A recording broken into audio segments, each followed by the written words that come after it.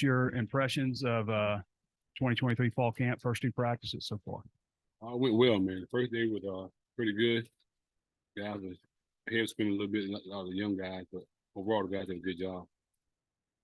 Isaiah, how do you say his name exactly? Augustov? Augustov. Isaiah Augustov.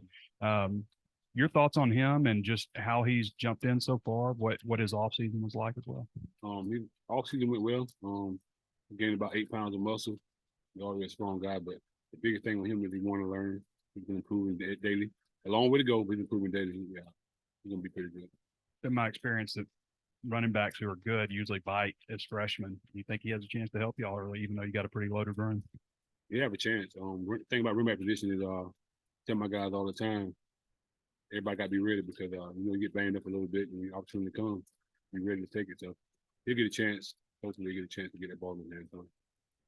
Yeah, coach, big story has been about Rocket and putting on all the muscle that he has, but still not losing any speed. What is your observation of Rocket so far this offseason? Exactly what you just said. Bigger, faster, stronger. It was kind of surprising because honestly, we set up, we said certain weights we wanted to be at. Here's the 235, and I talked to him about it, and they was like, when we get 235, you got to lose muscle. I said, well, we don't get to do that, and we stay where we at. So he's in great condition. Rocket one of those guys who he competes every day like he's eighth string or something. Like he competes all the time, so he goes hard all the time. About his leadership quality, he was pretty vocal today during practice. It seemed like when we were there. Yeah, that's something he's been focusing on. Understanding he's a guy that's going to be a leader for us, and he's not a talkative person, so it's kind of hard for him at first. But now he's starting to do it even more because the guys look to him for it, so he's kind of taking on that role. Coach, there'll be some difficult decisions when the season starts with the amount of guys you have in your room, but those are good decisions to have. Have you ever been a part of kind of a running back room where 1 through 5, it seems like anybody you put in there is has the chance to be really successful this season? Honestly, from the outside, it look difficult. For me, it's fun. So I got 1A, 1B, 1C, and I got Dominic on the way and Isaiah on the way. So it ain't difficult for me. It's fun. So they compete. Like I say about the guys all the time. It's fun because I know one going there and run for 10. I know the other one's saying, give it to me so I can run for 15. The next saying, give it to me so I can run for 20. So they're not selfish at all. All they want to see each other be successful. All they want to do better. So that's a beautiful thing for me. So it's fun to me.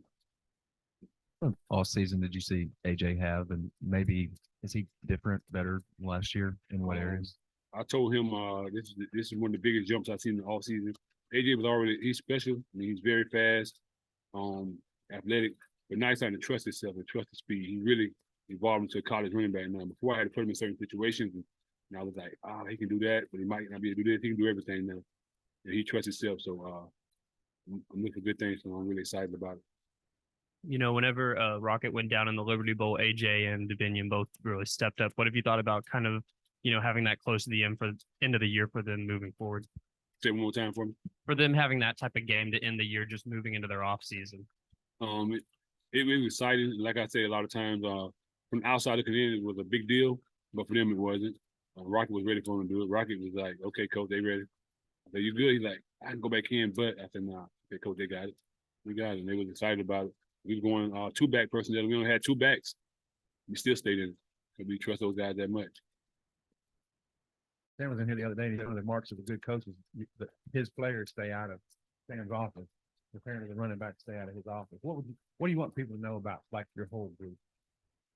Great kids, man. I hold them accountable from the beginning. Like, you hold them accountable. And expectations are what you give them. You give them expectations. They meet them. Or they don't meet them. They don't meet them to get consequence. They meet them. Give them praise. So my guys hold each other accountable. It's kind of funny to them when somebody say, like, make sure you're not late. And one of them might say, you got everybody running backs.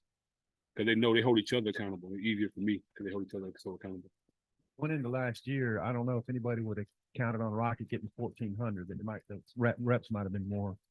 Do you think that AJ and Davinian could maybe take a little bit more off KJ this year, or how do you see it? Yeah and no. It's a tough question just because when you're rolling, I have a rotation for the first two backs, but after that it's more of a field.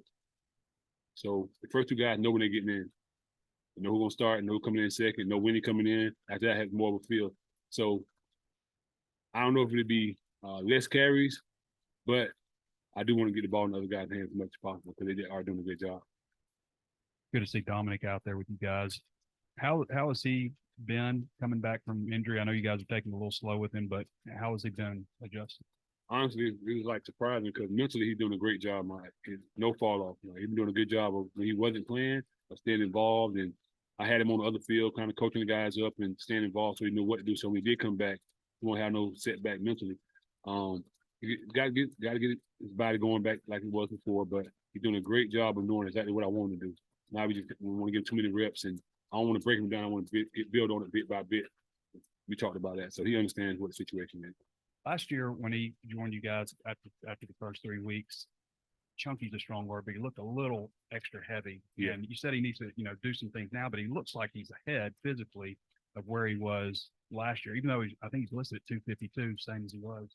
Yeah, it's same weight but different, whatever the word is for it. But his body is different. It's more muscle, and it took care of him. So, even when he was hurt, he did a good job of doing stuff, to keep his conditioning going. So they did a good job of it. So he's kind of ahead of it just because he was already in condition. So when he started back running, he could do it more running.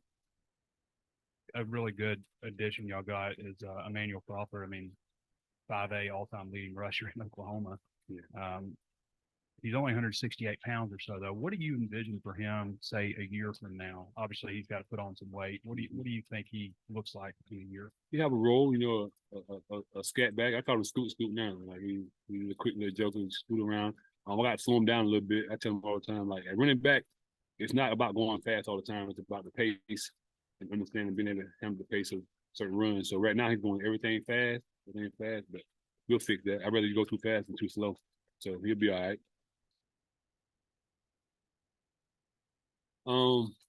He's not going to be. He'll get to 175, 180 max. Other than that, I think it'd be too much for him. I don't want to put too much on his body. Everybody have a role right now. Look at my backs. You got guys. They look at all of them as good backs, but all of them are different. You look at them. You got Rockets, fast and powerful. AJ, fast. Convenient, change direction, and quickness. So there's some things you look for in backs, and all of them got a little bit of all of it, but some have different staples stuff they're really good at. So that's what you're looking for in the Curious, obviously everybody thinks about the running backs carrying the ball, but especially maybe with Dan making some changes. Who would you say your best pass blockers, or who does a good job in pass blocking from your view?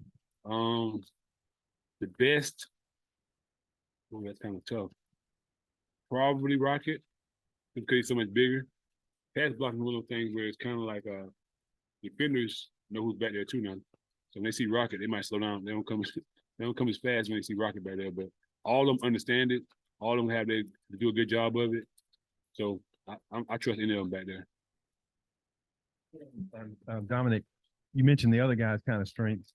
People might forget 2 years ago he had a great yards per carry and everything. What are Dominic's strengths?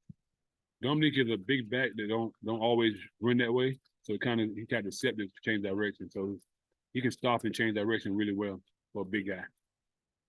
And I think earlier in the week, Sam said that Rashad had his best summer and he's in shape now. Where might that benefit him most? Oh, it's gonna benefit him a lot. Rashad is a football player. He loves football. But when he first got here, the weight room was something he had to do, not something he wanted to do. So as time went on and he started lifting weights, he saw his body changing. Now he knows he started enjoying going to the weight room. So Coach Sauter held him accountable and started making him do it. Then once he started making him do it, he saw the changes. He started wanting to do it. So it's going to be really good for him. You mentioned earlier that, you've got a game plan for the 1 and 2, and then after that it's feel. So there is a little separation there, but 1 and 2 and the rest. Is there a point in training camp where you'd like that separation to kind of show itself, or is that something that's going to go all through until week 1 against Western Carolina? Honestly, it's not really a separation. It's just I want that second guy to know when he's going in. Just so I have to think about it. And I want him to be prepared for it. I don't want to just throw him in there. One big thing with my guys, I like when they play on special teams, so their first time playing the game won't be getting the ball.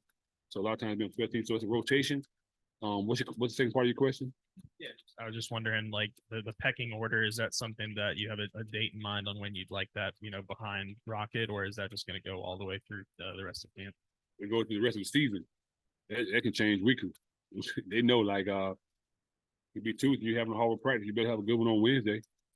So every week, so that's what puts Rocket so hard because he learned when I first got here, he learned like there's a starter for a week. There's not a starter for a season, it's a starter for a week. So everybody got to earn their keep every week. So it's a big deal for you to practice good every day because we're about winning business of winning games. We're in the business putting the best person out there. So that's our philosophy. The best person out there at that time. So every week, you never know who's gonna be the starter. No problem.